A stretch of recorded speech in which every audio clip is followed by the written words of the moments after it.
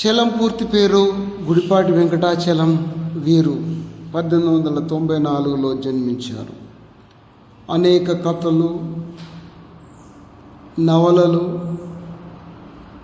నాటకాలు రచించారు. వీరు ఒకవైపు మిగతా సాహిత్యమంతా ఒకవైపుగా అన్నట్లు స్త్రీ కోణంలోంచి రచించారు. అలా రచించిన కథలలో భాగంగా ఈరోజు మాదిగ అమ్మాయి అనే కథను చదువుతున్నాను, వినండి. తెలుగు సిరి యూట్యూబ్ ఛానల్ను ఇప్పుడే సబ్స్క్రైబ్ చేయాల్సిందిగా కోరుతున్నాను.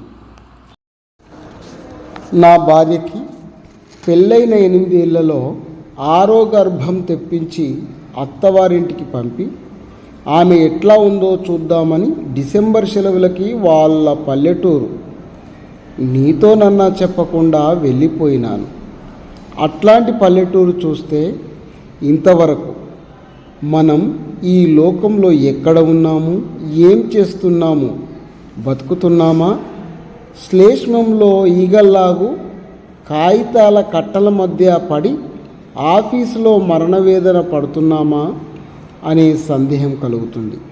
నిర్మలమైన ఎండుగడ్డి వాసన, చేల పచ్చని రంగు, పిట్టల స్వేచ్ఛగల అరుపులు, పువ్వుల కొత్త రంగులు, చెట్ల నవనవ, గడ్డి ఎత్తుదనం అన్నీ పూర్వజన్మంలో విడిచిపెట్టి మర్చిపోయిన బంధువుల వలె ఒక్క నిమిషంలో మనని చేరి అల్లుకుంటాయి. అన్నిటికన్నా ఈ పల్లెటూరు కన్యల నేవలం ఉత్సాహం ఎక్కువైన సంగతులు. అయ్యో, ఈ 35 ఏళ్ళు ఆఫీసు కుర్చీలోనూ నవారు మంచం మీద వ్యర్థంగా గడిపానే. ఇట్లాంటి ప్రపంచం చేతికందే దూరంలో ఉండగా అనుకొని ఒక రాత్రల్లా కంటి మీద రెప్ప వేయకుండా దుఃఖించాను. ఆ పిల్లలు నున్నటి చర్మం కింద బలిసిన కండల్ని ఎక్కడంటే అక్కడ కదల్చడానికి శక్తిగల వాళ్ళ వలె కనబడతారు. గడ్డితో మెత్తనైన కాలిబాటని వెనుక మోటరా, బైస్కిలా, ఏది వచ్చి మీద పడుతుందో అనే భయం లేకుండా నడుస్తూ ఉంటే ఆఫీస్ రిమైండర్ల సంగతి యోచిస్తున్నా. కళ్ళ ఎదుట శిరసిస్తారు. మొహం తాండవమాడుతున్న గున్నల వలె పెరిగి స్వేచ్ఛగా ఆ బలాన్నంతా ఏం చేసుకోవాలో తెలియక బాధపడుతున్నట్లు నడిచే కన్యల్ని చూసేటప్పటికీ అవ్యాజంగా అంతరాళంలోంచి చేతులు కాళ్ళ మీద వెయ్యాలని కోరిక కలుగుతుంది. నున్నటి చలవరాతి మీద మెత్తని మెహమల్ పరిస్తే దాన్ని తాకాలనిపించేటట్లే చక్కగా మాలిచ్చేసిన మంచి జాతి గుర్రం మెడ మీద కొట్టాలనిపించినట్లే హంసవన్య పావురాల వీపు మీద దువ్వాలనిపించినట్లే. మొహాలు అందంగా ఉండకపోవచ్చు, నగలేం లేకపోవచ్చు, సన్నని తెల్లని ఉప్పాడ చీరలు, పరజాల వంటి బనారసు చీరలు కట్టకపోవచ్చు, జుట్టు దువ్వకపోవచ్చు, కానీ మెడ దగ్గర నుంచి పాదం వరకు ఆ కనుచూపుని జార్చే ఆ వంపులే చాలు. నడిచేటప్పటికీ ఆ నడుము క్రింద మార్పులే చాలు. తెల్లగా లేకపోతేనేం, ఆ ఒంటి మీద శుభ్రమైన మెరిగే చాలు. పనిచేసి ఒళ్ళు కొంచెం మోటైతేనేం, పాదాలు కాయలు కాసి పగిలి ఉంటేనేం. ఇంకో విశేషం, మగవాన్ని చూడగానే పరిగెత్తి దాక్కోరు, తలుపులోంచి తొంగి చూడరు, పలకరిస్తే సిగ్గుపడుతూ వినబడకుండా సనుక్కోరు, మాట్లాడిస్తే ఏం తప్పో ఎవరేమంటారోనని మనము భయపడనక్కర్లేదు. దానిమ్మ పండు పగిలినట్లు గుండ్రని బుగ్గలు తెరిచి తెల్లని పళ్ళు కనబరుస్తూ నిమిషానికి నిష్కారణంగా 10 సార్లు నవ్వుతారు. నిన్ను చూసే అనుకోవచ్చు, కానీ అది ఊరికే వారిలో ప్రవహిస్తున్న సృష్టి ఆనందం అనుకుంటా. ఈ కాంతిలో, ఈ గాలిలో ఇంత ఆరోగ్యంగా బతికి ఉన్నామనే ఉత్సాహం అనుకుంటా. ఆవు దూడ చూడు, మెల్లిగా నడుస్తూ ఇటు చూసి చెంగున ఉత్సాహంతో తోకెత్తి గంతేసి చిక్కకుండా ఏడిపిస్తుంది. వాళ్ళ నవ్వుకి, కళ్ళలోని వెలుగుకి అదే తార్కాణ. ఆ కళ్ళలోని విచిత్రమైన చంచలత్వము, సూర్యాస్తమయ తీక్షణం వలనో, విశాల వక్షపు సౌందర్యం వలనో నిర్ణయించుకోవడం కష్టం. వంట వాసనల్లో, పిల్లల ఏడుపుల్లో, నగల కోసం, మర్యాదల కోసం పడే తగాదాలలో, సిరద్దారు తిట్లల్లో, పార్టీల లంచాలలో చచ్చిన నా రసిక భావం అంతా ఒక్కసారిగా మొదటి సాయంత్రమే తీవ్రంగా మేలుకుంది. పిండి వంటలు తింటే కలిగే ఉత్త సాధారణ కామం అనుకోకు. ఏదో గదిలో రహస్యంగా ఒక్కదాన్ని లంకించుకొని త్వరగా 4 నిమిషాల్లో తృప్తిపడి అయిపోయిన తర్వాత దాని మొహం చూడలేనంత అసహ్యపడి తలుపు తీసి ఎవరూ లేకుండా ఇటు అటు చూసి ఎవరి దోవన వారు తప్పించుకొని పోవడం కాదు. చెప్పనా నా హృదయంలోని ఆనాటి వాంఛ? చెప్పగలనా? చెరువులో కలువల చప్పుడు కాకుండా విచ్చేటప్పుడు, ఉదయించే చంద్రుడి కిరణాలు ఆ ఒడ్డు నుంచి తరగల్లో తేలి ఈ ఒడ్డుకు ఈదేటప్పుడు, ఆలస్యమైన ఆవుని పిలిచి గొల్లదాని కేక మా చెవులకు తగిలే వేళ, ముడిలో ఇముడక చల్లగాలిలో కదిలే జుట్టు మెడకు చెక్కలి గిలింతలు పెడుతూ ఉండగా, గుండ్రలి బలమైన రొమ్ముని నాకు పక్కగా నుంచి చిరునవ్వుతో, సగం మూసిన కళ్ళతో నా వంక చూస్తూ కూర్చోవాలి నా ప్రణయ ప్రేయసి. ఇట్లాంటి కోరికే అక్కడ సహజంగా కలుగుతుంది. జీవమున్న ప్రతి మానవుడికి. దాన్ని ఎంత ప్రయత్నించినా అణుచుకోలేకపోయినాను. నాకు మర్యాదలంటే చాలా ఇష్టం. అల్లరి, అపవాదు చాలా అసహ్యం.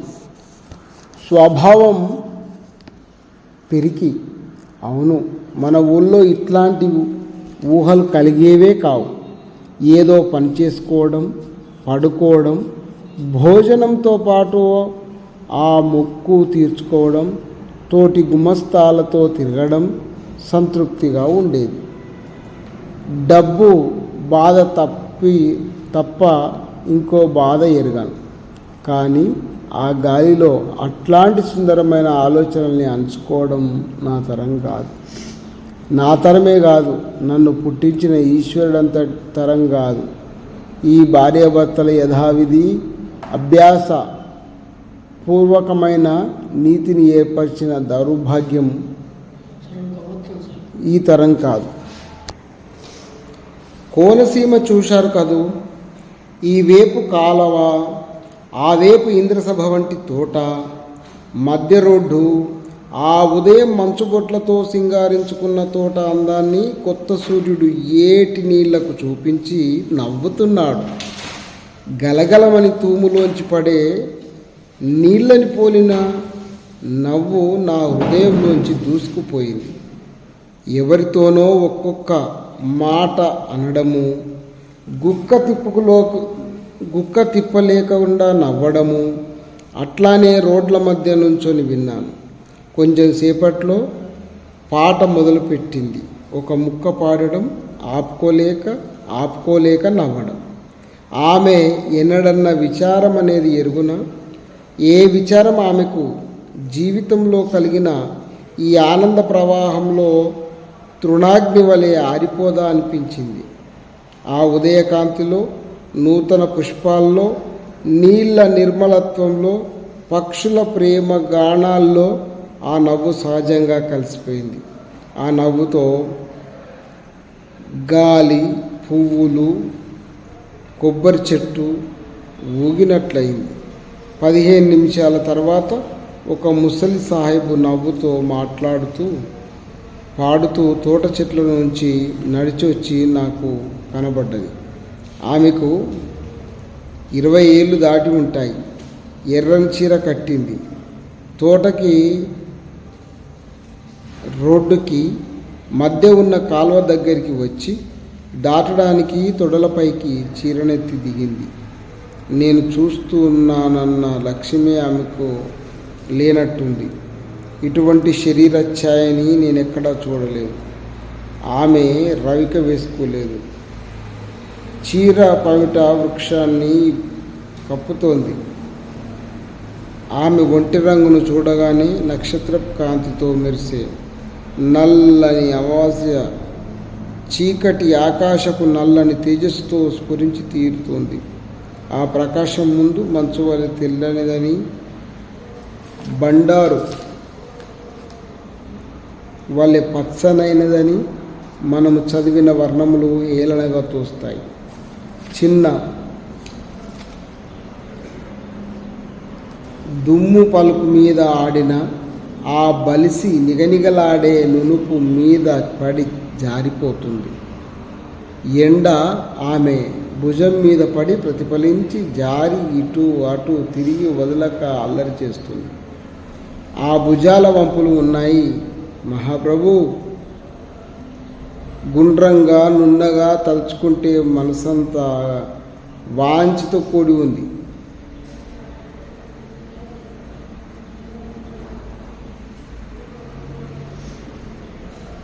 ఉడికిపోతుంది. చేతులు తిమ్మిర్లు ఎత్తి లాక్కుపోతాయి. ఆమె తొడల ముందు వేపు నల్లగా ఉన్నాయి. కానీ లోపలికి తిరిగిన కొద్దీ ఆ నలుపు మెరుగెక్కువై నేవలమధికమై ఆ నునుపు మీద చూపు నిలవలేక దగదగలాడి తెలిపేమో అనిపిస్తుంది. అడగడం వినిపించుకోక వెంట వచ్చి ఇంకా నాకు కనబడుతూనే ఉంటుందేమోననే భయంతో లోపలికి పరిగెత్తాను.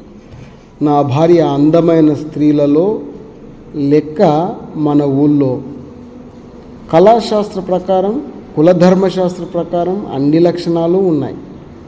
ఆ కడుపు లేనప్పుడు అందమైన ఆ పిడికడి నడుమే, కానీ అన్నీ పిడికడే అయితే ఎట్లా భరించడం? మళ్ళీ ఈ నా భార్య పతివ్రతా తిలకం.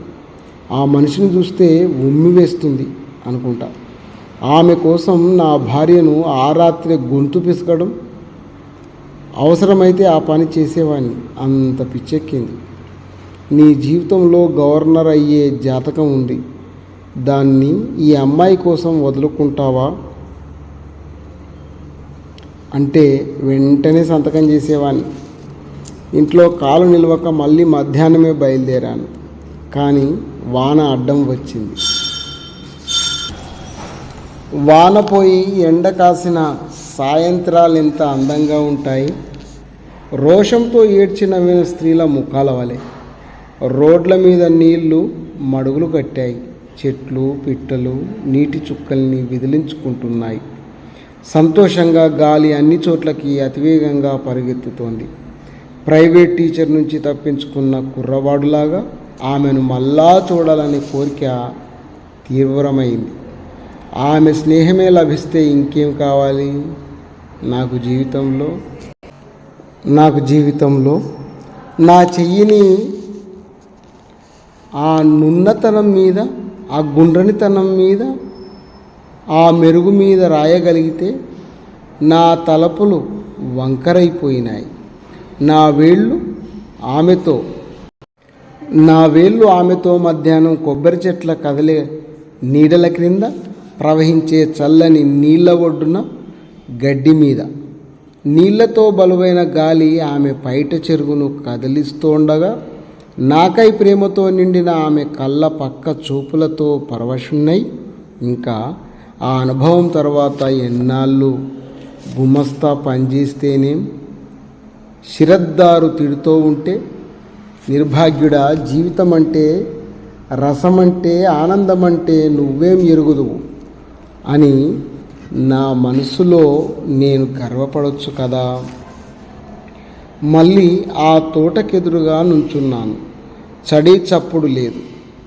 అరగంటైన తర్వాత నా గజయాన ఎక్కడి నుంచో వస్తుంది. రోడ్డు మీద నుంచి పల్లెటూరు వాళ్ళతో మాట్లాడడం ఎంతసేపు? ఏం మాట్లాడితే స్నేహమైంది?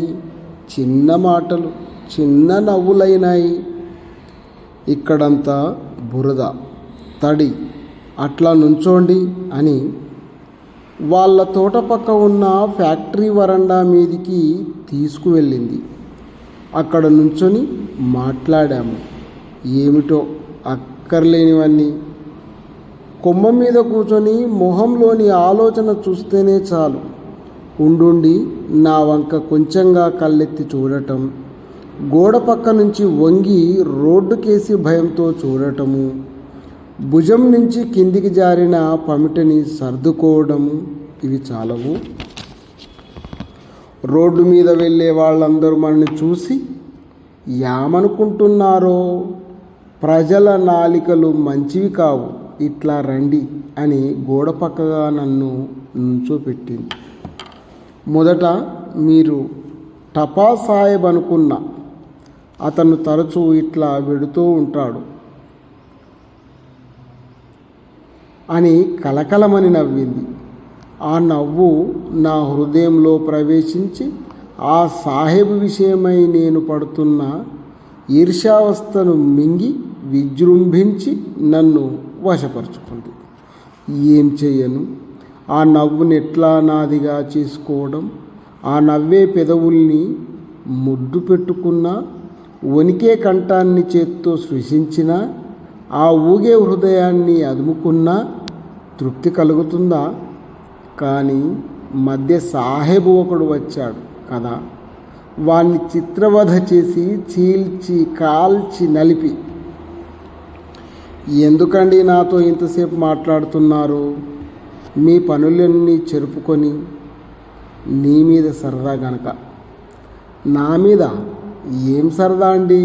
బీదవాళ్ళం, మంచి బట్టల, నగల చూడండి, ఈ నల్లదనం, ఈ మోటుతనం. నా దగ్గరగా చేతులు దాచింది. వాటిని అక్కడే గట్టిగా పట్టుకొని తాకి రాసి నా చేతుల్ని వాటి మీద నున్నగా జార్చి, ఇప్పుడే కదులు, తాకు అనిపించింది. కానీ ఏమంటుందో అట్లనే అనేకసార్లు ఆ 10 నిమిషాల్లో ఆశ కలిగింది. మళ్ళీ బయటపడి ఊరుకున్నాను. ఆ ఆశతో తల తిరిగి నేను తాకినట్లే అయ్యేది నా మనసు. అంతే, ఇట్లా ఆలోచిస్తూనే ఉంటావు. ఎవరో వస్తారు, కాలం అయిపోతుంది, ఏం భయం లేదు, ధైర్యం చెయ్యి అంటోంది హృదయం. కానీ సాహసం కలగలేదు. రోడ్డు మీద వాళ్ళు వస్తే ఎట్లా? ఇందాక తలుచుకున్న తోట, నీళ్ళు జ్ఞాపకం వచ్చి, అది మీతోటేనా అన్నాను. తోట చూస్తారా, రండి అని నన్ను సంతోషంతో వెంటబెట్టుకొని ముందు నడిచింది. నడుస్తూ ఉంటే ఆ పిరుదులు కదలడం, ఆ పక్క వంపుల నున్నదనం. ఏం చెయ్యను, ఇంతకాలం ఇక్కడ బతికాను నేను అనిపించింది. గండు చీమలు ఇట్లా రండి, చప్పున నన్ను పక్కకు లాగింది. కావలసేనా? ఇద్దరం దట్టమైన మందారం మొక్క వెనుక నుంచున్నాం. 2 పువ్వులు కోసి తలలో పెట్టుకుంది. తలలో వేళ్ళు పెట్టుకోవడానికి చేతులెత్తితే సాగిన ఆ కండరాల ఉబుకు, ఆ గట్టితనం, ఇంకా అన్ని అనుమానాలు, భయాలు ఎగిరిపోయినాయి. ఆమె చేతులు వంచగానే 2 చేతులతో ఆమె 2 జబ్బలు గట్టిగా పట్టుకున్నాను.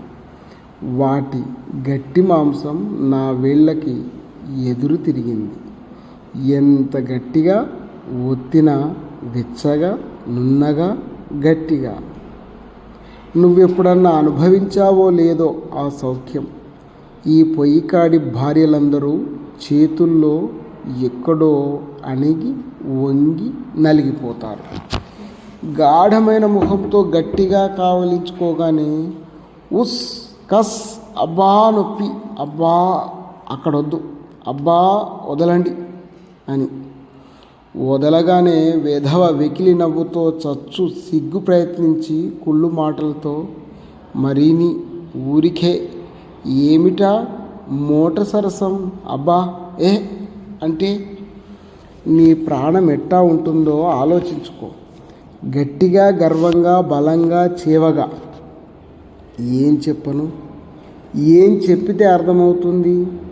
ఆ 5 నిమిషాలు ఎట్లా ఉన్నానో, ఏమైనానో ఆమె వదిలించుకోవాలని పెనుగులాడిన కొద్దీ నేను ఆక్రమించుకున్నాను.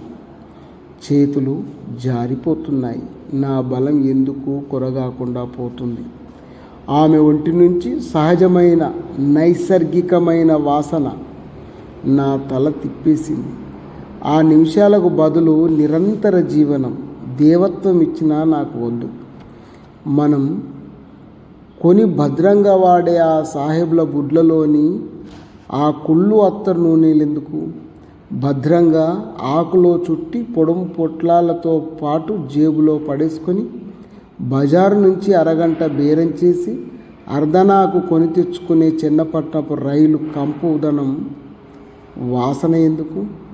గజ కుంభాల్లోని మదపు వాసన, బలసి శుభ్రమైన ఆవుల నుంచి వచ్చే ఉత్తమ గోరోజన పరిమళము, వాన కురిసినప్పుడు పచ్చని గడ్డిలోంచి, పన్నీరు పువ్వులోంచి, కొత్తగా తవ్విన మటిట పెళ్ళలోంచి వచ్చే సౌరభం, కస్తూరి మృగపు అద్వితీయ గ్రంథం అన్నీ తలుపునకు వచ్చాయి నాకు. ఆమె సన్నిహితంలో ఆమె నన్ను తోసేసి తప్పించుకొని కోపం తెచ్చుకొని నన్ను తాకకండి అని నుంచుంది. నా మొహంలో ఆశ్చర్యాన్ని, నిరాశని చూసిందేమో. ఒక్క అడుగు వెనక్కి వేసి అటు తిరిగి నవ్వుతో కొట్టు దగ్గరికి పరిగెత్తింది. చిన్న ఆవు పెయ్యి పరుగును పోలిన అందమైన వేగాన్ని చూస్తూ వెనుకనే వెళ్ళాను. దగ్గరగా రానిచ్చి నన్ను అనుకున్నట్టుగా వంగి, నేను అట్లాంటి మనిషిని కాదండి అని గోముగా అంది. మళ్ళీ నవ్వింది విచిత్రంగా. నేను నుంచున్నాను. నా తల తిరుగుతోంది. కళ్ళు మూతలు పడుతున్నాయి. లోకం మీది నిర్లక్ష్యం ఎక్కువ అవుతుంది. ఆమె కళ్ళు నన్ను చూసి నవ్వుతున్నాయి. ఆ దేహమే పెద్ద నవ్వు. ఈ గదుల్లో నుండి రాత్రైతే సరి, ఇద్దరిద్దరు నవ్వుతో పోతారు. చిచి, వీళ్ళకు సిగ్గు, అభిమానం ఏమీ లేవు. నాకు ఒకటే ఆశ్చర్యంగా ఉంది. ఎవరి వ్యక్తి? ఇది అంత కపటమా, అమాయకమా? మీ వంటి వారు నన్ను అట్లాంటి దాన్నే అనుకుంటారు. నేను ఎన్నడూ ఎరగను. మర్యాదస్తులమండి, మీతో ఇట్లా మాట్లాడగానే చులకనైనట్టున్నాను. అదిగో మళ్ళీ ఏం చేతులూరుకోవు? ఎవరనుకున్నావు? అక్కడే ఆగండి. చెప్తూ ఉంటే తెలియటంలా? నా కళ్ళలో నిరాశో దిగులో ఏదో చూసింది కావున ఆమెను వదిలి ఏమి చేయడానికి తోచగా దూరంగా నుంచున్నా. నా వెర్రితనాన్ని చూసి దగ్గరగా వచ్చి తనకేం తెలియనట్టు ఎక్కడో చూస్తూ తన గట్టి రొమ్ము పక్కగా నా భుజానికి నల్లని మెరిసే చేతిని నా తెల్ల షర్టు మించి అడ్డంగా జేబు దగ్గరికి పోనించి ముఖాలుతో నా కాలును అదిమి, రాత్రి బియ్యానికి ఏం లేదు, యామన్నా ఇస్తే అంది. నా ప్రాణం చివుక్కుమని ముఖం తిప్పేశాను. ఆ స్వప్నమంతా ఆ ఒక్క మాటతో మట్టిపాలైంది. ఎంత రొమాన్సు, ఎంత సృష్టి సౌందర్యాన్ని భావించుకున్నానో అంత నీచత్వము నా మనసు విరిచింది. ఇంత సౌందర్యము ఇట్లాంటి పనుల్లో ఉపయోగపడుతోందా అనుకున్నాను. కానీ ఆమె ముఖం చూస్తే మాత్రం మనుష్యుల రక్తం పీల్చి కొవ్వొక్కి నగలలోనూ మేడల్లోనూ తృప్తిపడే పట్టణపు పిశాచుల రక్తమేనని విశ్వసించలేకపోయినాను. ఇంత నా మనసు చివుక్కుమన్న ఆమెను వదిలి వెళ్ళాలని బుద్ధి పుట్టడం లేదు. నిజంగానే రాత్రి భోజనానికి డబ్బు అవసరమేమో పాపం అని అనుకుంటూ ఉండగానే రోడ్డు మీద నుంచి ముసలామె వచ్చి మా ఇద్దరిని చూసింది. ఏమిటే చేస్తున్నావిక్కడ? ఈయనెవరు? ఇదేమిటి? తనని బలవంతం చేస్తున్నానని చెబుతుందా? నన్ను వెక్కిరించి నవ్వుతుందా? అక్కడికి ఎందుకు వెళ్ళానా అనుకొని భయపడుతున్నాను.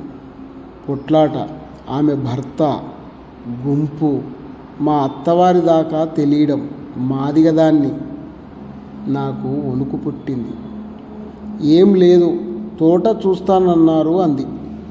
ముసలిది కోపంతో, మొగాళ్ళతో నీకేం పని? పద ముందు, తోటలు చూస్తాట. అమ్మాయి సంశయిస్తూ నుంచుంది. నడుస్తావా? మీ అయ్యతో చెప్పి వీపు చీల్పించనా? కోప్పడకమ్మా, ఈయన అట్లాంటి మనిషి కాడు. ఆ మాటతో ఏమనుకుందో ఏమర్థమైందో ఆ ముసలిది తగ్గి నడవడం మొదలుపెట్టింది. పెద్ద మనుషులు కనపడటం లేదు, అన్యాయంగా ఆగ్రహిస్తూ ఉన్నావు అంది మళ్ళీ. సరేలే, కానీ ఇంట్లో బియ్యం లేవు, పోయి సంపాదించుకురా. పెద్ద మనిషితో మాట్లాడుతుంటే కడుపు నిండుతోందా? పెద్ద మనుషులు అందరూ పెద్ద మనుషులే అనుకుంటూ వెళ్ళింది. మా అమ్మ, నిజంగా నీకు తిండి లేదా? ఈ తోట మక్త అంతా నష్టమేనండి. జేబులోంచి 5 రూపాయల నోటు తీసి ఇచ్చాను. ఇట్టా లోపలికి రండి, నేను వెడతాను. ఇప్పుడు రారా? ఎప్పుడొస్తారు? నేను రాను. ఏం? ఎందుకు? నాకేం పని లేదు. ఈవేళ పని ఉండే వచ్చారా? నాకు కోపం హెచ్చుతుంది. నువ్వు ఇట్టాంటి దాన్ని అనుకోలేదు. ఎట్టాంటి దాన్ని? సొమ్ముకు గడ్డి తినేదానిని. పెదిమ కొరుక్కొని కళ్ళు తలతలమంటూ నాకేసి చూసి తల ఉంచుకుంది. అంతా నిశ్శబ్దం. అయితే సొమ్మెందుకు ఇచ్చారు? కంఠం వణుకుతోంది. మీకు తిండి లేదు కదా? మాట్లాడకుండా నుంచుంది. వంచుకొని ఉన్న కళ్ళలోంచి 2 చుక్కలు పమిట ఎత్తు మీద పడి చిందాయి. కోకిల ఊరికే ఆతృతతో కూస్తుంది. నీళ్లతో నిండిన గాలి వీచింది. సూర్యుడి చివర కాంతి ఎర్రగా ఆమె చేతుల మీద పడుతోంది. ఆమె తల్లో పువ్వు చుట్టూ జుట్టు ఉంగరాలు మూగాయి. మళ్ళీ ఆమె అందం, ఆమె మొహం నన్ను ఆకర్షిస్తున్నాయి. ఆ విచారాన్ని నేను అట్టేసేపు రేపిస్టు చేయలేను. అప్రయత్నంగా నా పెదవులు ఆమె కళ్ళను ఓదార్చుతున్నాయి. ఆమె హృదయాన్ని జయించానని ఆశపడుతూ ఉండగా నన్ను డబ్బడిగిందే అనే అహంభావానికి కలిగిన గాయం నన్ను అమితంగా బాధ పెడుతోంది. వెళ్ళేట్టు కదిలాను. సరే వెడుదురు కానీ ఒక్కసారి ఇట్టారండి, మీతో ఒక్క మాట చెప్పాలి. ఇక్కడ చెప్పరాదు? కాదు, రండి, ఇక్కడ చెప్పుదు. ఊరుకుంది. భయమా అంది. ఆ కంఠంలో ఛాలెంజి నేను గ్రహించలేకపోయాను. సరే పద. తలుపు తీసి గదిలోకి వెళ్ళి గడియ వేసింది. ఎవరు వస్తారో తలుపు తడతారోనని నాకు సిగ్గేసింది. కానీ పైకేమి కనబరచదలుచుకోలేదు. ఆ గదిలో మూల మంచము, దానిమీద జంపకాన, మురికి తలగడ, మూల పెద్ద కుండ, కిందంతా బీడి పీకలు ఉన్నాయి. ఏమిటి? చిరునవ్వుతో నా దగ్గరగా వస్తూ పమిటను చమత్కారంగా దానంతటా దాన్నే జారనిచ్చి నా చేతిని పట్టుకొని తన రొమ్ము మీద ఆనించుకుంది. ఆ గది, ఆ పక్క ఎవడో కాల్చివేసిన ఆ బీడీ పీకలు అడ్డపడ్డాయి. కానీ లేకపోతే లోహం వలె నిగనిగా మెరిసే ఆ వెచ్చని గట్టి వక్షం మీద నుంచి నా చెయ్యి తిరిగి వచ్చునా? గర్వంగా పైకి తిరిగి కొవ్వెక్కి ఉన్న సౌందర్యాన్ని చూడనా? ఆ చుట్టుపక్కల తీరైన గుండ్రని వంపుతో కలకలలాడే ఆ మెడని, పొట్టని, చేతుల్ని చూడనా? ఆ దృశ్యంతో నా జన్మానికి కావలసిన సౌందర్యమంతా పొందాననిపించింది. వద్దు అన్నాను కష్టంతో చెయ్యి తీసేసి. మీరెందుకు నన్ను తాకారు ఇందాక అని కళ్ళతో మాట్లాడింది, వెక్కిరించింది, సవాలు చేసింది. నీకు డబ్బు దొరికింది కదా, ఇంకా నాతోనేం పని? అంత నీచురాల్ని కాదు. మళ్ళీ కన్నీళ్ళు కళ్ళలో నిండాయి. ఆ పెదవి లోపలికి పోతుంది. ఏం చేయను? ఇంకా నా మనసు స్వాధీనం తప్పుతోంది. వెళ్ళబోయినాను. చెయ్యి జాచి నా నోటు నా చేతిలో పెట్టి మూసింది. చెయ్యి జాచినప్పటి భుజం దగ్గరి గొప్పతనం నా కళ్ళని ఆపింది. మరి రాత్రి భోజనం? కళ్ళతో కాల్చేట్టు నా వంక చూసింది. నా మీద కోపమా? మా వంటి నీచులకి కోపం వస్తే నేం లెక్క? అదిగో కోపం. నాకేం కోపం లేదు, వెళ్ళండి. ఈ నోటు తీసుకో. డబ్బు ఉచితంగా తీసుకునే గతికి రాలేదు. అట్లా తీసుకోవడం కంటే అన్యాయమా? కొంచెం ఊరుకుంది. నీ స్నేహితున్నే నీకు ఇస్తున్నాను, బహుమతి ఇస్తున్నాను. పాపం నువ్వు పస్తు పడుకున్నావనే దిగులుతో తీసుకో అని ప్రేమతో ఆమె చెంప మీద చేసి ముఖం పైకెత్తి చూశాను. ఆమె చప్పున 2 చేతులు మొహం మీద పెట్టుకొని ఏడ్చింది. ఆ తుఫాన్ వస్తుందని ఎదురు చూస్తూనే ఉన్నాను. ప్రతి కన్నీటి చుక్కని తడి ఆపుతున్న కనురెప్పల్ని ముద్దులతో తుడిచి పక్కన కూర్చొని అడిగాను, ఎందుకు ఏడుస్తావు? చాలాసేపు చెప్పక తిప్పలు పెట్టింది. కానీ నాతో ఏదో చెప్పాలనే ఉద్దేశంతోనే ఉందని నాకు తెలుసు. నేనా డబ్బడిగింది నా కోసం అనుకున్నారా? నా వృత్తి, నా జీవనం అదే. కానీ నాకు ఇష్టమా? నన్ను నా మేనత్త కొడుక్కే ఇచ్చి పెళ్లి చేశారు. మొదటి నుంచి మా ఇంట్లో మాకి తోట వల్లే వచ్చే ఆదాయం కన్నా సుఖంగా బతకడం మామూలు. ఇప్పుడు ఆలోచిస్తే ఆ పై ఖర్చు మా అమ్మ సంపాదించేదేమోనని అనుమానం. నాకు బుద్ధి తెలిసినప్పటి నుంచి మేము అలివిగాని అప్పుల్లో ఉండేవాళ్ళం. ఎవరెవరిలో రహస్యాలు మాట్లాడడం, వెళ్ళటం, ఏవో కాగితాలు తగాదలు జరుగుతూనే ఉండేవి. ఒకరోజు రాత్రి నాతో ఏం చెప్పకుండానే అమ్మ నన్ను వెంకయ్యకు అప్పచెప్పింది. వెంకయ్య మా కులం వాడే. అదేదో దేశంలో లేసుల వర్తకం చేసి డబ్బు సంపాదించాడు. అతనికి మేము 700 బాకీ. నేను నిద్రపోతుండగా వచ్చి పట్టుకున్నాడు. చప్పున లేచి అరిచాను. కానీ నాన్నని కూడా తీసుకొని అమ్మ ఎక్కడికో వెళ్ళింది. అమ్మ చెప్పిన మాటకి ఎదురాడటం నాన్నకెన్నడూ లేదు. నాకు అట్లాంటిది కొత్త. అప్పుడు ఏమీ అర్థం కాక వాడిని తోసి ఈ తోటంతా పరిగెత్తాను.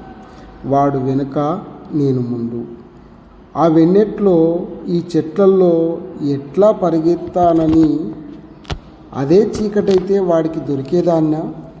చివరికి ఆ పుల్లరేగి పొద వెనుక వగరుస్తున్న నన్ను పట్టుకొని కింద పడేశాడు. అప్పటికి నా ఊపిరి చివరి వరకు కొట్టాడాను.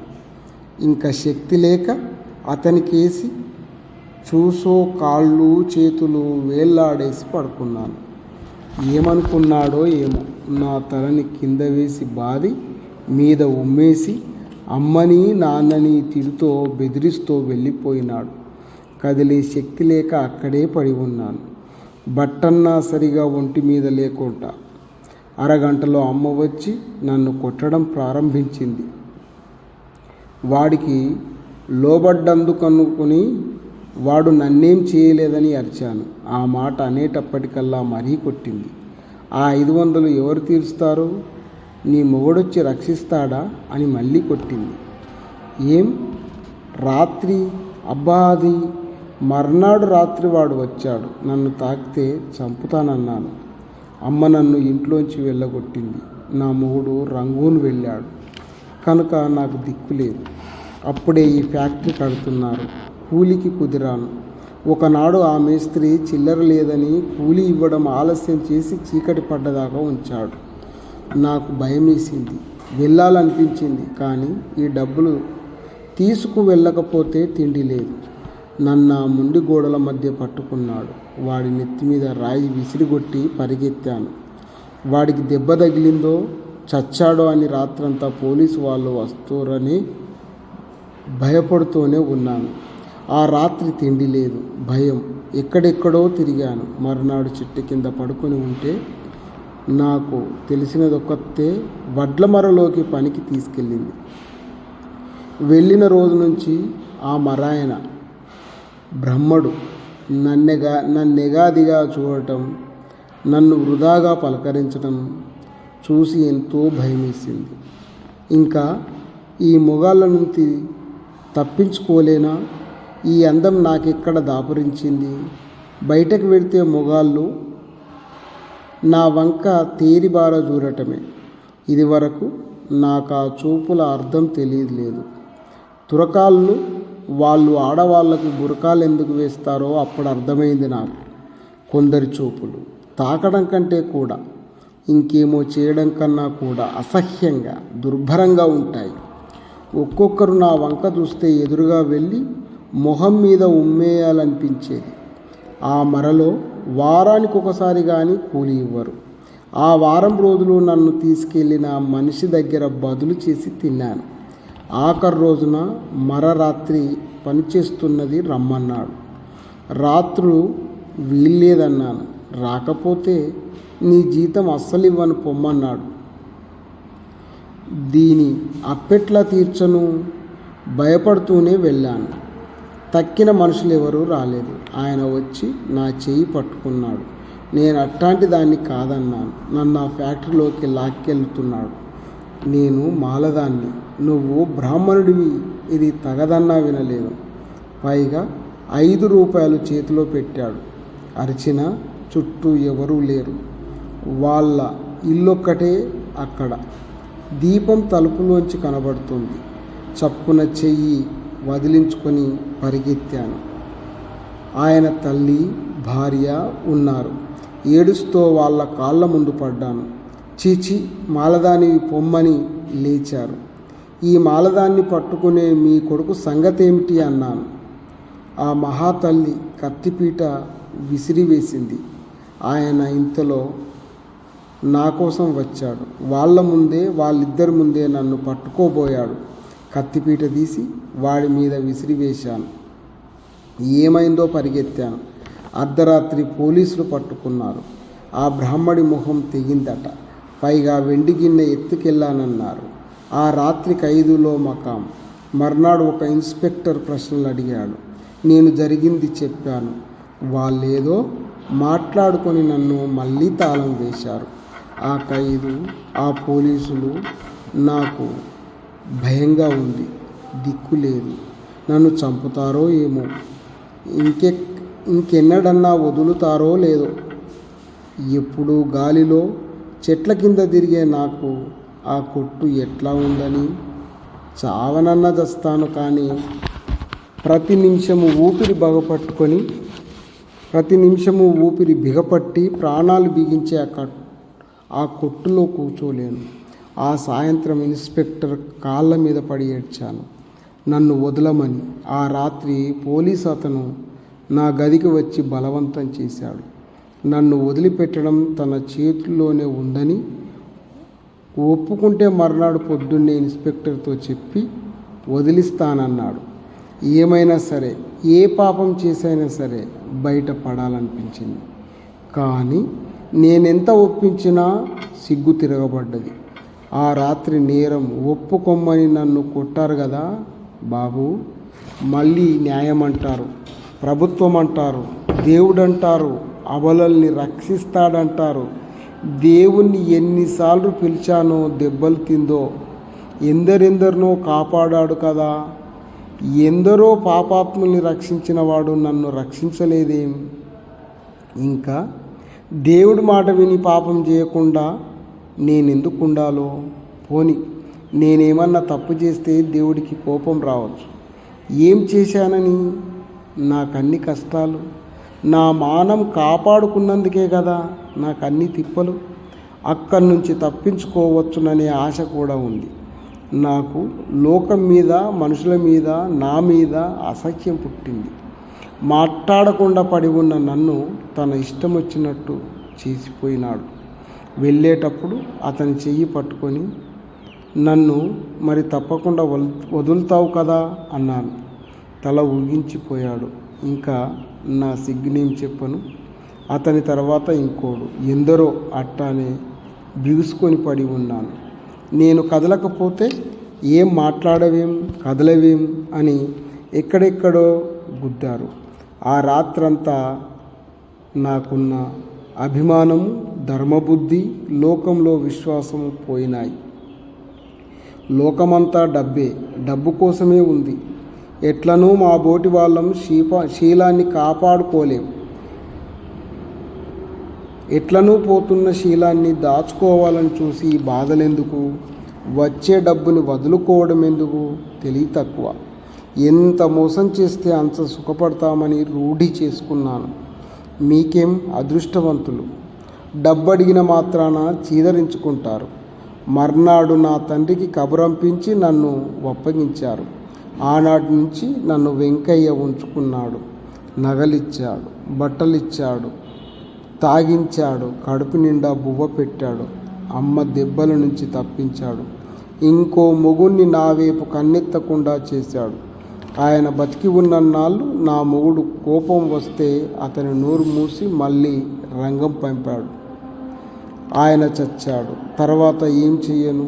నేను 2 రూపాయలు తీసుకొస్తేనే కానీ ఇల్లు గడవదు. గొప్ప బతుక్కి అలవాటు పడ్డాము. వెంకయ్య ధర్మాన సొమ్ము తీసుకొస్తేనే కానీ అమ్మ ఊరుకోదు. తిరగబడ్డానా మళ్ళీ దేశాల పాలు. అక్కడ మొగోళ్ళు అంతే. ఎక్కడా తప్పదు నా జీవితానికి. ఈ అందమే నాకు శత్రువు. ఈ బతుకు తప్ప నాకు శరణ్యం లేదు. ఇప్పటికీ డబ్బు అడగడం ఎంతో కష్టంగా ఉంటుంది. కానీ ఏం చేయను, మీరు చెప్పండి. ఇది